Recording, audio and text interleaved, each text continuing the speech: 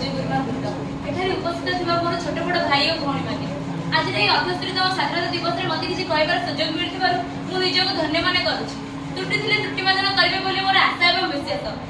जहाँ नाई भारते ताहा नाई जगते। ए भारत भूमि पवित्र समृद्ध रत्नगर्भ उच्च संस्कृति संपन्न एहाको सुनार भारत बोली कुहा जाय।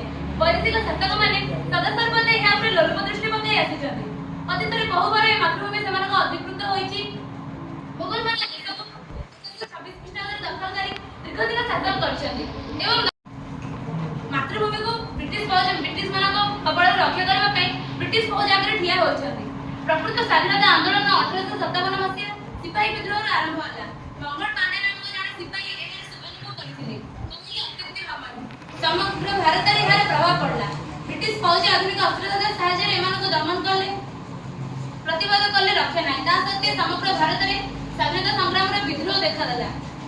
ବହୁ ଦେଶପ୍ରେମୀ ଏଥିରେ ଝାঁସ ଦେଇ କାରାବରଣ କଲେ। ଲକ୍ଷ୍ମଣ ନାୟକ, ଜୟରାଜ ଗୁରୁ ଇତ୍ୟାଦି ଫାଶୀ ଗୁଣ୍ଡରେ ଝୁଲି ଶହୀଦ ହେଲେ।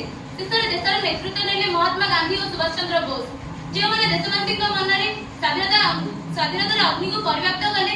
ଏହା ଫଳସ୍ୱରୂପ ସ୍ୱାଧୀନତା ସଂଗ୍ରାମରେ କୋଟି କୋଟି ଦେଶବାସୀ ଭାଗ ନେଲେ। ନେତାଜୀଙ୍କ ସ୍ଲୋଗାନ ମତେ ରକ୍ତ ଦିଅ ମୁଁ ତୁମକୁ ସ୍ୱାଧୀନତା ଦେବି ଏବଂ ବାପୁଜୀଙ୍କ ଅହିଂସା ତ୍ୟାଗରେ ଶେଷରେ ଇଂରେଜ ମାନେ ମୁଣ୍ଡ ନୁଆଇଲେ। 1947 ବର୍ଷ ଅଗଷ୍ଟ ମାସ 15 ତାରିଖରେ ଆମ ଦେଶ ସ୍ୱାଧୀନ ହେଲା। ସେବେଠାରୁ ଆମେ ସ୍ୱାଧୀନତା ଦିବସ ପାଳନ କରି ଆସୁଛୁ।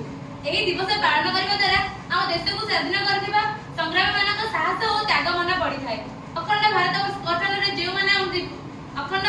ଗଠନରେ ଯେଉଁମାନେ ନିଜ ଜୀବନକୁ ଉତ୍ସର୍ଗିତ କରିଛନ୍ତି ସେମାନେ ଆମର ପୂଜ୍ୟ ନମସ୍ୟ। ଏତିକି କହି ମୋ ବକ୍ତବ୍ୟ ଶେଷ କରୁଛି। ଜୟ ହିନ୍ଦ।